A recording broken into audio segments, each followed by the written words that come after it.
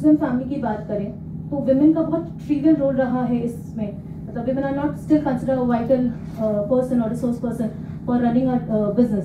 तो इस पे क्या आपका पर्सपेक्टिव है, why is it so and how women can be crucial? हमारे जो ट्रेडिशनल रोल रहा है फैमिलीज में वो ये है कि वेमेन की जिम्मेदारी चिल्ड्रन में, फैमिली में, रिलेशंस में है, और मैन की जिम्मेदारी जो है वो फाइनेंस की है, कमाने की है। That is how we have had division of labour. Now western concept में क्या है कि डिवीजन ऑफ लेबर उन्होंने ऐसा किया, जब उनके यहाँ वर्ल्ड वॉर्स हुई और उनके पास लेबर नहीं बचे तो उनको मजबूरन औरतों को लाना पड़ा फील्ड वर्कर में, फैक्ट्री में। अब उसको कहने के लिए उन्होंने कहा कि ये तो हमारे यहाँ एम्पावरमेंट है, राइट। सो ऐसा नहीं कि वो बहुत ऑनेस्ट एडमिशन था, वाकई में बहुत एम्पावरमेंट था। विमेन, आप माइक्रो फाइनेंस का यहाँ पे लें, माइक्रो फाइनेंस में 97-98% बोरोवर्स विमेन हैं, not because they have so much love for women empowerment. Basically women are better borrower. आपको कस्टमर अच्छा मिल रहा है, क्यों बेटर बोरोवर है? बिकॉज आदमी को अगर आप लोन देंगे बिना सिक्योरिटी के तो वो बंबई की ट्रेन पकड़ के भाग जाएगा यहाँ से। औरत कहाँ जाएगी भाग के अपने बच्चों को छोड़ के? विमेन के नेचर ऐसा है कि वो आमतौर से मर्दों के मुकाबले में उतना धोखाबाज नहीं है, तो इसकी वजह से जो है वो बेटर बोरोवर है। और जब बेटर बोरोवर है तो पैसा देने वाला जब विदाउट कोलेटरल लोन देता है तो फिर वो सोचता है कि ये है, और जब विमेन दिखाई पड़ती है तो कहता है विमेन एम्पावरमेंट कर रहे हैं। सो बेसिकली जो हमारे कल्चर में रोल रहा है वो ये रहा है कि विमेन या तो एजुकेशन में रहें, या हेल्थ केयर में रहें, या ऐसे इंटरप्राइजेज में रहें जहां पर उनके बाहरी लोगों से उतना ज़्यादा इंटरेक्शन न हो। तो ऐसे सिचुएशन में भी अगर गौर करें यहाँ के लोग तो बहुत सारे बिजनेस अपॉर्चुनिटीज़ विमेन के लिए निकाली जा सकती हैं। और मैं नहीं समझता हूँ कि आज के माहौल में जो लोग हैं वो औरतों को उस ज़माने की औरतों की तरफ देखते हैं अपने घरों की, बिकॉज अक्सर उनके नॉन मॉनेटरी कॉन्ट्रीब्यूशंस होते हैं फैमिली में, और उनका रिकग्निशन उनके घरों में बहुत अच्छा है। बाहर वाले भले ही से कहें कि मुसलमान अपनी औरतों की इज्जत नहीं करते, मैं समझता हूं कि रिलेटिवली जो है मुसलमानों की औरतें आज भी अपने फैमिली में बाइज्जत ज़्यादा हैं दूसरी कौमों के मुकाबले में। Governments are also taking initiatives like Institution Innovation Cell under Ministry of Education, जहाँ पर वो colleges को intimate करते हैं to take some entrepreneurship program within the colleges. So as a principal of a college, आपको क्या लगता है कि ये सारी इनिशिएटिव कैसे फॉस्टर कर सकते हैं, या आप अपने कॉलेज में क्या ऐसे इनिशिएटिव्स करते हैं जो फॉस्टर कर सकते हैं फैमिली बिजनेस और सिर्फ एंटरप्रेन्योरशिप बिटवीन द स्टूडेंट्स? हमारे मुल्क में जितने भी बड़े इंस्टीट्यूट्स हैं, बड़े एजुकेशनल इंस्टीट्यूट्स हैं, आपको फैमिली बिजनेस के MBAs मिलेंगे जो कि इसी तरह की ज़रूरतों को पूरा करते हैं। मैं समझता हूँ कि कलकत्ता के लिए भी ये टाइम है। Again I would not, because I do not know much about Calcutta, so मुझे नहीं मालूम कि बहुत सारे लोग ऑलरेडी कर रहे होंगे, लेकिन अगर नहीं कर रहे हैं तो मैं समझता हूँ कि स्कूल लेवल से ही थोड़ा सा हम कुछ सब्जेक्ट को रखें, कॉलेजेस के लेवल पे हम जो है कुछ वर्कशॉप्स करें, सेमिनार करें, इंक्यूबेशन सेंटर बनाएं, क्योंकि आज हम जो भी काम करेंगे उसके नतीजे आने वाले 15-20 सालों में होंगे। Some question from the audience. Before asking question, please briefly introduce yourself. जो आपने माइक्रो इक्विटी प्रोडक्ट्स के बारे में बताया, उसमें इस्लामिक फाइनेंस में तो जो लॉस होता है वो तो जो कैपिटल प्रोवाइडर है, जो फिनेंसर है, उसको होता है। तो यहाँ पे इस लेवल पे अगर कोई इन्वेस्टर होगा, अगर वो स्मॉल इंटरप्राइज अगर वो लॉस दिखा देगा तो ये प्रोडक्ट कैसे फिर फिजिबल हो गई? अगर कोई भी अच्छी चीज़ है जो हमें हमारे आइडियल के करीब लेके जा रही है, although it is not 100% idealistic still, but बहुत बड़े हराम से बचाने की कोशिश कर रही है, तो हमें उसको फौरन रिजेक्ट नहीं करना चाहिए। ये कोई मुस्लिम प्रोडक्ट नहीं है, ये तो IIM ने सोचा कि गरीबों की मदद करने के लिए इससे अच्छा क्या मॉडल हो सकता है, रिस्क एंड रिवॉर्ड शेयरिंग, ठीक है ना। They are not inspired by Islam, but they are still doing better than most of the Islamic banking institutions product today. शरई तौर पे अगर आप गौर करेंगे इसको तो अकाउंटिंग वाइज शरिया नॉन कंप्लायंस मिलेगी, उसूलों वाइज नहीं मिलेगी। उसूली तौर पे वो बहुत अच्छा प्रोडक्ट है। ये उलमा तो कुछ नहीं कर सकते इसमें, नहीं ऐसे नहीं। कुरान और हदीस में तो इसका कोई डिजाइन नहीं है। नहीं, माफ कीजिएगा, उस हमारी बहुत बड़ी गलतफहमी ये है कि हम ये समझते हैं कि हमारे सारे उलमा वैसे हैं जैसे हमने अपने मौलवी साहब को देखा या समझा है। हम सब के अपने अपने मौलवी साहब भी है ना, तो अगर हमारे वाला कुछ नहीं जानता तो इसका मतलब दुनिया के सारे कुछ नहीं जानते, ज़रूरी नहीं है। बहुत सारे उलमा ऐसे हैं जो हमारे मुल्क में जो आज मलेशिया में जा करके इस्लामिक फाइनेंस की MSc करके आ रहे हैं, यहाँ के आलिम फाजिल हैं। They are obtaining masters in science in Islamic finance, and I am talking about मुफ्तीज, ठीक है। चेन्नई में जो है डॉक्टर खालिद वहीद हैं, मुफ्ती भी हैं, बिहार के हैं। अलीगढ़ से जो है PhD की है और खालिद सैफुल्लाह रहमानी साहब के यहाँ जाके इफ्ता किया है। तो ये मत समझिए कि हमारे उलमा जो है वो अब पुराने वाले उलमा हैं। नहीं नहीं नहीं, बहुत तब्दीलियाँ आ रही हैं। हमें चाहिए कि हम उनसे भी मिलते रहें। I am not trying to flatten them, but I am trying to say कि बहुत सारे उलमा जो है अब काफ़ी मेहनत करके इस पर रिसर्च कर रहे हैं, और हमें चाहिए कि हम उलमा के लिए भी प्रोग्राम करें ताकि जो जानते हैं वो नहीं जानने वालों को भी बताएं और उनका भी इस्तेमाल हम और अच्छे तरीके से कर लें। हमने उलमा का सही से इस्तेमाल नहीं किया है। नजरतुल्लाह सिद्दीकी साहब, चूँकि आप शागिर्द उनके रहे हैं, तो क्या उन्होंने गाइडेंस दिया है इस पहलू से जो हम अभी क्वेश्चन कर रहे हैं कि लॉस शेयरिंग के पे क्या होना चाहिए principal? He died unhappy man with Islamic finance। उन्होंने कहा कि जब सूद को लोग वर्च्यू समझ के इस्तेमाल करने लगेंगे तो इसके ज़्यादा नुकसान है बजाय इसके कि जब लोग सूद को सूद समझते हैं। तो बहुत सारी इस्लामिक बैंकिंग की जो कोशिशें हैं उसमें तवर्रुक बेस्ड प्रोडक्ट बहुत हैं जो सूद से करीब तरीन है। तो निजात साहब का ये कहना था कि इसको तो नहीं होना चाहिए, भले ही सही शरिया स्कॉलर्स ने इसके बारे में फतवा दिया है कि ये दुरुस्त है, it should not be allowed, because इसमें लोग, इसका जो आउटकम है वो सूद बेस्ड है और लोग इसको हलाल समझ के कर रहे हैं और हलाल समझ के काम कर रहे हैं, लेकिन हासिल नतीजा सूद का है। और अल्लाह ताला के नज़दीक जो है वो सूद इसलिए प्रोहिबिटेड है क्योंकि वो जुल्म पे है। तो सूद जो है इसलिए प्रोहिबिटेड है कि उसका नाम सूद है या उसका नाम रिबा है। वो अगर आउटकम उसमें जो है एक्सप्लॉयटेशन है, तो असल प्रोहिबिशन की वजह जो है, उसकी इल्लत जो है वो उसके इस्तेहसाल में है। और अगर आप इस्लाम के नाम पे भी कोई प्रोडक्ट लाते हैं जो शरिया कंप्लायंट, शरिया सर्टिफाइड है, लेकिन उसमें वो इस्तेहसाल है, तो शरीयत के ये मकासद के खिलाफ है। My name is Shayan Chaudhary. So मेरा क्वेश्चन है, like if I am running a family business और लाइक एनी बिजनेस, और हम टैक्सेशन से रिलेटेड उतना ट्रांसपेरेंट नहीं है, सो दीन के पॉइंट ऑफ व्यू से क्या वो एथिकल है? मैं समझता हूँ कि ईमानदारी हमारी शर्त है, भले से कॉस्ट आ जाए। तो इस्लाम जो है ना, थोड़ा पैसा जाए ना, लेकिन झूठ को नहीं आने देना अपनी लाइफ में। झूठ को जब आप इजाज़त देते हैं, कभी दूसरे के घर में आता है, फिर धीमे धीमे अपने दिलों में आता है, फिर उसकी टॉलरेंस बढ़ती है, फिर फैमिली में उसकी टॉलरेंस बढ़ती है, फिर वो फैमिली का कल्चर बन जाता है। तो आप कमा करके और कमा के दीजिए, लेकिन ये है कि अगर आपने सोचा कि वहाँ थोड़ा सा बचा लेंगे, तो उस बचाने का जो अखलाकी नुकसान है फैमिली में, वो कहीं ज़्यादा है उस पैसे के सेविंग के मुकाबले में। क्योंकि हमारे कल्चर में जो टॉलरेंस आती है गलत चीज़ों की, वो इन्हीं छोटे छोटे दरवाजों से आती है। जितने भी फाइनेंशियल इंस्टीट्यूशंस इस्लामिक ऑर्गेनाइजेशंस के नाम पर इंडिया में खड़े किए गए लास्ट 15 ईयर्स में, वो सारे की मदर ऑर्गेनाइजेशन RBI है, reserve bank of India. Without उसके परमिशंस के चल नहीं सकता है। तो हमने इस्लामिक बैंकिंग के नाम पर खोल लिया कोलकाता में एक इंस्टीट्यूशन, गवर्नमेंट से रजिस्ट्रेशन करा लिया, सारे लोगों के पैसे कलेक्ट किए, RBI को जो इंटरेस्ट लेवल था वो दे दिया, मुझे जो इंटरेस्ट लेवल मिला जितना रखना था RBI से रख के हम खा गए, और बाकी हज़ारों मुसलमानों को बता दिया तो प्योर इस्लामिक बैंकिंग है। पूरी उम्मत कौम को बता दे रहे हैं। जैसे फॉर एग्जांपल अल फलाह दिल्ली में एक बहुत बड़ी ऑर्गेनाइजेशन बनी, उसने करोड़ रुपया मुसलमानों को लिया, उसके बाद केस चला, उसको भी मालूम है कि इतना रुपये का केस आएगा, केस में क्या होगा, वो पहले ही से लॉयर से सब एडवाइजर लेके बैठा हुआ है। जैसे मैं एक बिजनेस शुरू करूँ चीटिंग का, तो मैंने पहले कलकत्ता के बड़े बड़े लॉयर से, उसके बाद हाई कोर्ट के, सुप्रीम कोर्ट के लॉयर से डिस्कशन कर लिया कि इतना करोड़ के चीटिंग पर क्या होगा। तो उसने बताया आपको इतना नोटिस जाएगा, इतना ये हो गया, सब कुछ हम सेटिंग किया। हमको पता है कि कोर्ट में जाकर 6 महीना में, उसके बाद टर्न अप में, उसके बाद बेल में कैसे छोड़ेंगे। I know all the process. So हम इनिशिएट कर दिए और सबको बता रहे हैं ये तो प्योर इस्लामिक है। इंडिया में आज तक इस्लामिक बैंकिंग की पहली बात तो परमिशन ही नहीं है, नंबर 1। नंबर 2, कोई भी फाइनेंस, कोई भी बैंक बिना बैंक नाम लगाए बिजनेस नहीं कर सकता। और कोई भी जिसका भी आपने नाम लिया है, उनके अलावा 5-6 नाम, 7 नाम, 8 नाम और भी दे दूंगा मैं आपको, किसी के नाम में बैंक नहीं लगाता। ठीक है ना? तो हमें ये समझना पड़ेगा कि बैंक क्या होता है और नॉन बैंक क्या होता है, और फाइनेंस कंपनी क्या होती है, और कोऑपरेटिव सोसाइटी क्या होती है, ताकि हम उनको सही जगह प्लेस कर सकें समझने में। ठीक है ना?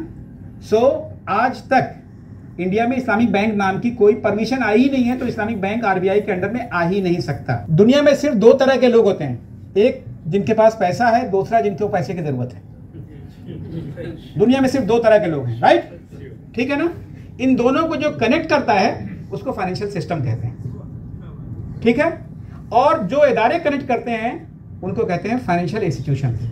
जिस जगह पे कनेक्ट करते हैं उसको कहते हैं फाइनेंशियल मार्केट, और जिस तरीके से कनेक्ट करते हैं उसको कहते हैं फाइनेंशियल इंस्ट्रूमेंट। पैसे की जरूरत 3 कामों के लिए होती है: रोजमर्रा की जरूरतों को पूरा करने के लिए, ख़रीदना है चीज़ों को, रोज़ की ज़रूरतों को पूरा करने के लिए। अगर इससे ज़्यादा पैसा है तो फिर मैं चाहता हूँ कि मेरा पैसा जो है वो कहीं मैं बचा के कुछ रख दूँ, ताकि अगर खुदा न खास्ता कोई ज़रूरत पड़े तो वो मुझे इस्तेमाल करके मैं अपने रिस्क को मैनेज कर लूँ।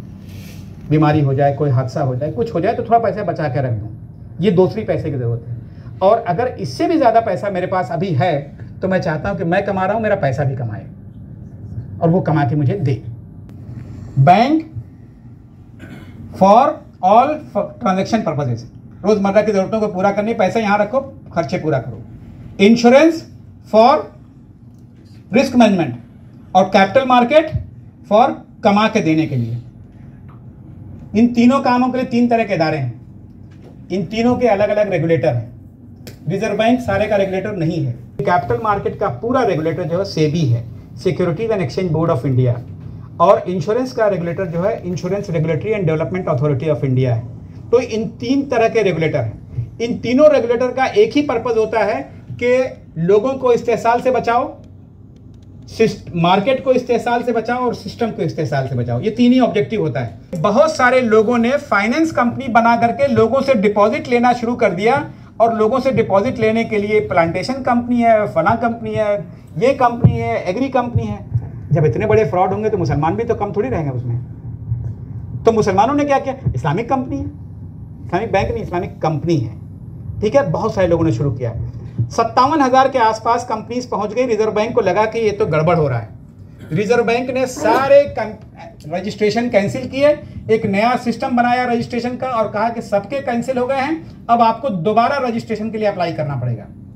37 से 39,000 कंपनी तो गई, भैया हमारा अब तो यहाँ से हमारा दाना पानी उठ चुका है। 13,000 जो आई हैं उनमें से किसी को उसके उस दिन से लेकर के 2002 से लेकर के आज तक डिपॉजिट एक्सेप्ट करने की परमिशन नहीं मिली है।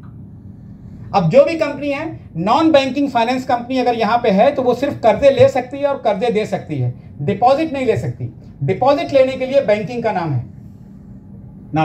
हमारी कौम में जो लोकल लेवल पे लोग ऑपरेट करते हैं, न लेने वाले को पता है न देने वाले को पता है, क्योंकि दोनों तरफ से फ्रॉड हो रहा होता है। जिन लोगों ने धोखे में लगाया ना, उन्होंने लालच में भी लगाया था। अगर 1 साल नहीं भागा तो 3% के हिसाब से इतना मिल जाएगा, तो काम क्यों करना है, पैसा सब लगा दो वहाँ पे। जब अशरफ भाई की जरूरत ना हो, लोग खुद से स्टॉक खरीदने लगे तो समझ लीजिए कि पैसा खतरे में है। धोखा उन्होंने भी खाया है, धोखा दिया भी है, लेकिन फिर भी कम से कम अल्फला को आप इतनी क्रेडिट दे दीजिए कि एक अल्फला यूनिवर्सिटी जो है हरियाणा में है। बहुत सारे और लोग हैं जिनका तो हिसाब किताब भी नहीं है। फाइनेंस की जरूरत है, मॉडल क्या होना चाहिए इस शहर के लिए? फाइनेंस की जरूरत ऐसा है जानदानी साहब कि फाइनेंस की जरूरत बहुत कस्टमाइज्ड होती है। कितनी ज़रूरत है, कितना आप पे कर सकते हैं, कब आपको चाहिए। फाइनेंशियल स्टेटमेंट जब हम बात कहते हैं अकाउंटिंग वाइज, कि एक होता है बैलेंस शीट जो ये बताती है कि what you own and what you owe, आपके पास है क्या और आपको देना क्या है। एक स्टेटमेंट ये होता है जो आपने कमाया क्या और गंवाया क्या या खर्चा कितना किया। और तीसरा जो बहुत इंपॉर्टेंट होता है, जिसको अक्सर हम लोग मिस कर जाते हैं, वो कैश फ्लो स्टेटमेंट होता है कि पैसा आया कहाँ से, है कहाँ और गया कहाँ। तीनों को स्टडी करने के बाद अच्छा फाइनेंस वाला चाहेगा कि उतना ही पैसा लिया जाए, उतनी मुद्दत के लिए लिया जाए जितने की ज़रूरत है, उतना ही लिया जाए जितनी ज़रूरत है। क्योंकि आप ज़रूरत ज़्यादा पैसा ले लेंगे तो आपकी फाइनेंशियल कॉस्ट बढ़ जाती है, ज़रूरत से कम लेंगे तो फिर पर्पज़ पूरा नहीं हो रहा है। राइट। फाइनेंस एक ऐसी चीज़ है कि इंसान को खाने की ज़रूरत होती है। ज़्यादा खा लें तो पेट ख़राब हो जाएगा, और कम अगर खाएं तो आपकी बुनियादी ज़रूरतें पूरी नहीं हो रही, फिर स्टंटेड ग्रोथ की बात होगी। तो फाइनेंस की समझ जो है हमारी कम्युनिटी में एक ऐसी कम समझ है ये, unfortunately and across the country I am talking about, क्योंकि अंग्रेज़ों के लाए हुए सिस्टम में उस ज़माने की जो हमारी पॉलिटिकल एडवर्सिटी थी अंग्रेज़ों के साथ, उनकी वजह से उनके तमाम सिस्टम को हमने हराम कह करके अपने आप को गोशा नशीनी में डाल दिया। और उस एटीट्यूड से हम आज तक नहीं निकल पाए हैं कि हम पूरी ज़िंदगी बिजनेस करते हैं, लेकिन फाइनेंस से इतना दूर है कि कोई आकर के बिजनेस को एक दिन में खरीद के चला जाता है, हमें पता नहीं चलता है। हम अपने बिजनेस में आज गुलामों की ज़िंदगी गुजार रहे हैं, जिन पे सैकड़ों सालों से मुसलमानों का एक आर्ट की होने की हैसियत की वजह से, बिजनेस के होने की वजह से उनका कंट्रोल था, लेकिन नहीं है। तो फाइनेंस को हमने बहुत कम आंका, इस नफरत की वजह से कि सब हराम है। और हम भूल गए कि भाई सब हराम अगर था भी, पहली बात तो था नहीं, ये वैसे ही था जैसे कोट पैंट भी हराम था। वो कोट पैंट हराम नहीं था, अंग्रेज़ों की नफरत की वजह से हमने कहा कि उनका खाना, उनका पीना, उनके मुशाबहत, उनके कपड़े, उनके अदारे सब हराम है मुसलमानों पे। ये उस जमाने का फैसला था जो बहुत दिनों तक कंटिन्यू करता चला गया हमारी साइकी में, और हमने सोचा कि ये सब जो है इस्लाम के ऐन मुखालिफ हैं, और उसमें बाजार भी थे, बाजार के निज़ाम भी थे। आप बता दें कि इस्लामी दौर में भी, हकीकत के बात पूछ रहा हूँ, कि पूरे इस्लामी दौर में आप कोई ऐसा पीरियड नहीं बता सकते जब सूद न चलता रहा। अंग्रेज़ों के ज़माने छोड़ दीजिए, अंग्रेज़ों के यहाँ तो सूद पे जो है फांसी की भी सज़ा है। सूद को लेकर के अंग्रेज़ों ने इतनी ज़्यादा रेजिस्टेंस दी है कि यहूदियों ने आकर के उनके यहाँ बिजनेस करके अपने आप को चमका लिया है। सूद को इतना ज़्यादा वो शक की निगाह से देखा है, और सूद की वजह से उन्होंने यूजरी एक्ट उन्हीं का लाया हुआ है। जब वो नहीं इदारे को चला सके तो उन्होंने सिर्फ सूद के 2 हिस्से किए, जिसको बच नहीं सकते थे उसको कहा इंटरेस्ट, और जिससे बचना अभी भी उनके नजदीक जरूरी था उसको कहा उन्होंने यूजरी है। और कलकत्ता में चाहे जो भी जिस स्टेट में भी जाएंगे आप यूजरी एक्ट पाएंगे। 2% से ज्यादा अगर आप सूद दे रहे हैं तो यूजरी एक्ट के तहत केस हो जाएगा। बॉम्बे में मैं केसेस जानता हूं, मुस्लिम औरतों का जानता हूं, जहां पे 10% पर मंथ इंटरेस्ट देती हैं मजदूर औरतें मुसलमानों की। जिस सिस्टम को आपने हराम करार दिया है उसमें अपनी औरतों को आप बचा नहीं पा रहे हैं। आप अपने तो सोचिए, यहाँ तो अच्छे लोग बैठे हुए हैं, पैसा नहीं कमाएंगे चल जाएगा, इतना इनके पास ताकत है, इतना इनके पास रिसोर्सेज है कि बिना बैंक के बिना फाइनेंशियल इंस्टीट्यूशन कर लेंगे। उस काम वाली को क्या करेंगे जो 10% मजबूरन बोरो करने को तैयार है क्योंकि वो हामिला है? क्या करेंगे आप? हम अपने से आगे दुनिया देखते हैं क्या? हमने देखा कि हमारी औरतों की जो गरीब है, जो कमजोर है, उनकी क्या हालत है, उनको कौन लोन देता है? अस्सलाम वालेकुम रहमतुल्लाहि व बरकातुहू। I am Mohammad Yazdani Feroz. हम लोग एक इंटेलिजेंट फिलैंथ्रोपिक प्लेटफॉर्म डिजाइन कर रहे हैं जो कम्प्लीटली प्रोफेटिक इकोनॉमिक मॉडल के ऊपर बेस्ड है अल्हम्दुलिल्लाह, जहाँ पे हम ऑर्गेनाइजेशन, सोशल ऑर्गेनाइजेशंस को एम्पावर कर रहे हैं कि वो ट्रू कंट्रीब्यूटर बने इंडिया के नेशन के इकोनॉमी में। सो अल्हम्दुलिल्लाह सर, मेरी ये गुजारिश है, एक बात है जो इंटर जनरेशनल फैमिली बिजनेस के बारे में बात हुई, क्या हम लोग इस मॉडल को अपना सकते हैं? ये जस्ट एक सजेशन है कि जो भी बिजनेस यहाँ पे कर रहे हैं, जैसे आपने बताया कि 3rd जनरेशन आते आते 13% सक्सेस रेट हमारा रह जाता है, तो हम ऐसा क्यों नहीं करें कि हमारे पास जो भी प्रॉफिट का एक हिस्सा हम निकाले फॉर इन्वेस्टमेंट्स और एक पूल करें वहाँ पे, एंड उस पूलिंग के थ्रू हम मल्टीपल इन्वेस्टमेंट्स करें। जैसे कि अगर हम फॉरेन की बात करें, अमेरिका की बात करें, तो जितने भी बड़े बिजनेसेस हैं उनके पास, अगर गूगल की बात करें तो वो 350 प्लस बिजनेसेस में इन्वेस्ट कर रखी है, और अगर सिर्फ गूगल को अगर हटा भी दे तो hundreds of billions of dollars वो जनरेट कर रही हैं थ्रू देयर इन्वेस्टमेंट्स। इसी तरीके से अगर इंडिया के मॉडल की बात करें तो इन्फोएज नाम की एक इंस्टीट्यूशनल इन्वेस्टर्स हैं जिनकी अपनी खुद की जो फैमिली बिजनेस है, लाइक Naukri.com और ऐसे कई सारे मल्टीपल बिजनेसेस हैं। जितने भी कम्युनिटी लेवल प्रोडक्ट हैं या एफर्ट है ना, आप देखेंगे कि मुस्लिम कम्युनिटी उसमें सबसे पीछे है। उसकी वजह यह है कि हम लोगों में एतबार की बहुत कमी है।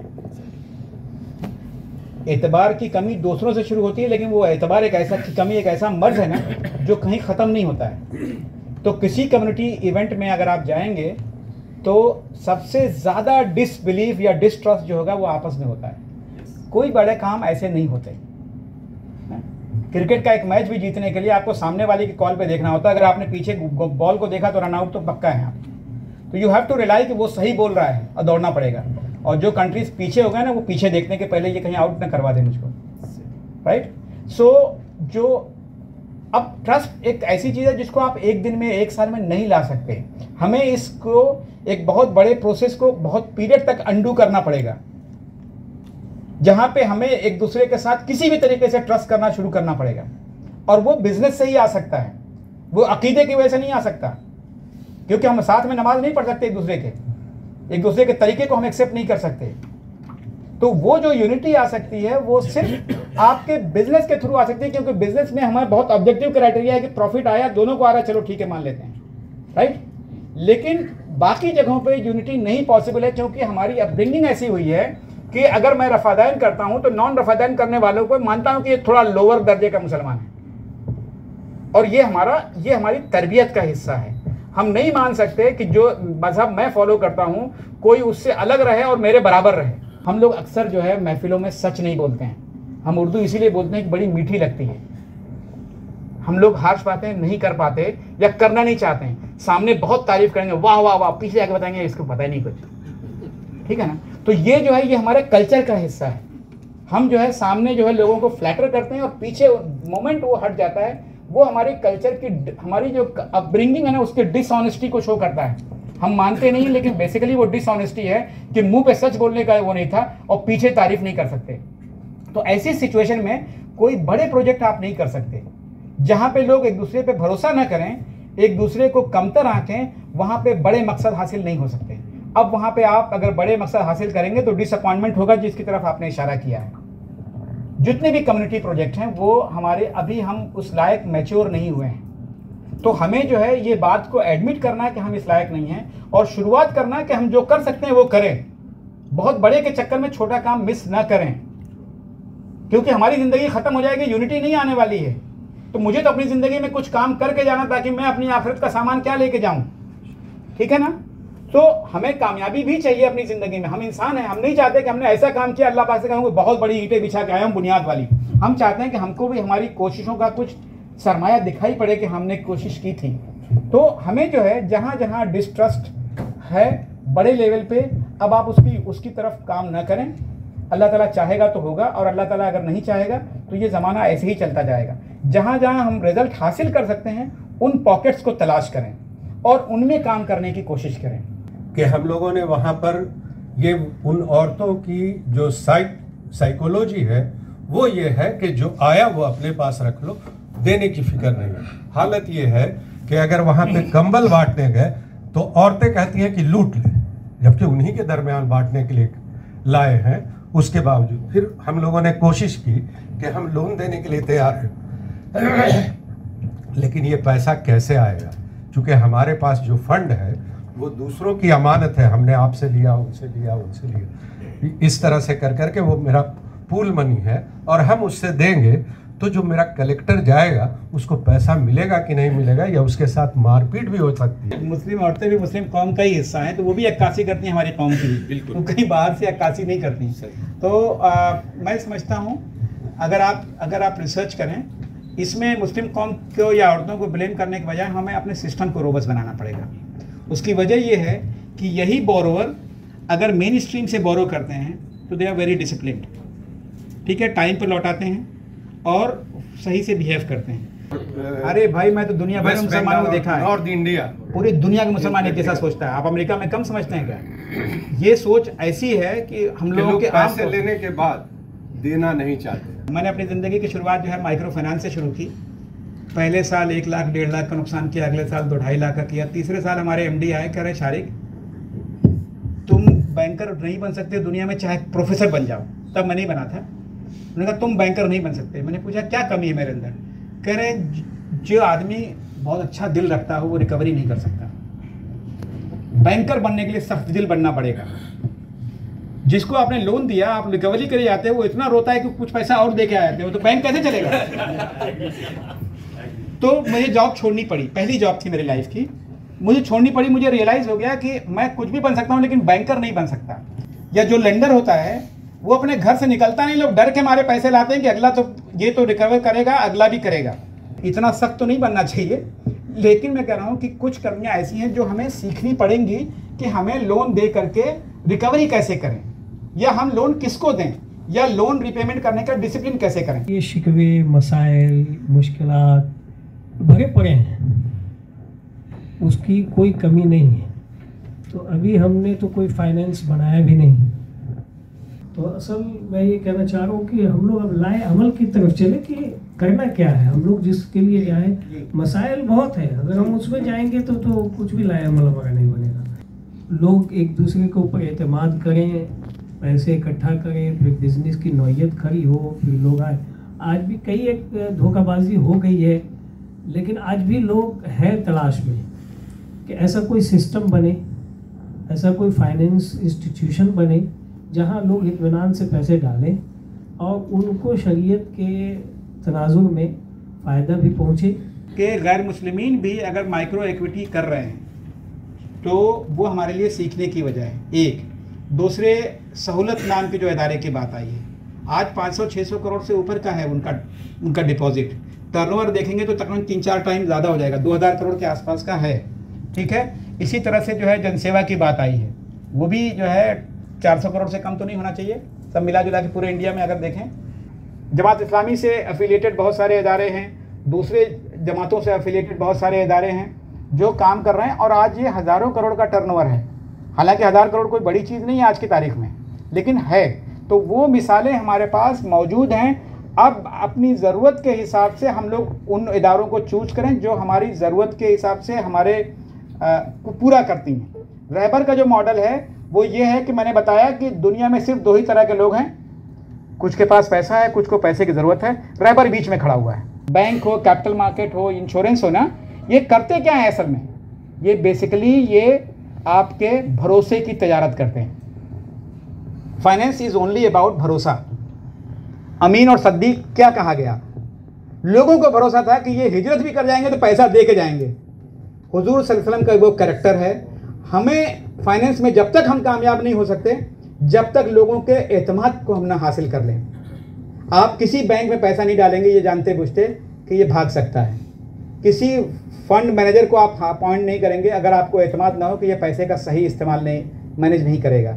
इंश्योरेंस कंपनी से आप पॉलिसी नहीं लेंगे अगर उसको आपको यकीन हो कि पता नहीं टाइम पे भी करेगी कि नहीं करेगी। तो फाइनेंस में इदारे जो भी हों, काम जो भी हो, तरीका जो भी हो, असल चीज़ आपकी शुरुआत होती है भरोसे से। अगर भरोसा नहीं होगा तो आप उसके करीब नहीं जाएंगे। और यही भरोसा जीतने के लिए फ्रॉड जो है वो इमोशनल तरीक़ों का सहारा लेते हैं, जिसमें मजहब भी शामिल है कि मैं ये मजहबी काम कर रहा हूँ, सूद से बच रहा हूँ, इस्लाम का काम कर रहा हूँ, ताकि लोग जल्दी से भरोसा कर लें। उसके अलावा आपके पास अगर सिर्फ पैसे हैं जो सिर्फ रखने के लिए हैं ज़रूरत के वक्त, तो आपके पास माइक्रो कोऑपरेटिव सोसाइटीज़ के मॉडल हैं और माइक्रो इक्विटी का मॉडल इसलिए मैंने पेश किया कि मुसलमानों में इसको बारे में ज़्यादा पता नहीं कि ये किसी सिस्टम के बारे में कि वो सिस्टम पूरा हराम है, लिहाजा अपनी आंख से उसको देखने की जरूरत है। तो हमारी जो है ना फिर समझने की, सोचने की और उसको डिस्कस करने की सलाहियतें कम हो जाती है। ये मुमकिन है इस बात को लेकर के, चुपती हुई बातें कही होंगी, लेकिन ये है कि इसके अलावा कोई जरिया नहीं है कि हम आज सुने, कुछ दिनों बाद सोचें, फिर अगर हमें अच्छा ना लगे तो हम कुछ और सोचें। लेकिन फाइनेंशियल सिस्टम को बाईपास करके आप बिजनेस नहीं कर सकते, और चाहे जितनी भी कोशिश कर लें। और जिन्होंने बाईपास करके बिजनेस करने की कोशिश की है उन्होंने शरीयत के, बल्कि शरीयत की मुखालफत तो वैसे भी होनी है। हम में से कौन है जिसके पास बैंक अकाउंट नहीं है? हम में से कौन है जिसके पास सूद का पैसा नहीं आता है? कोई ऐसा नहीं है। जब आंखें बंद करने से मुसीबतें नहीं बंद होती।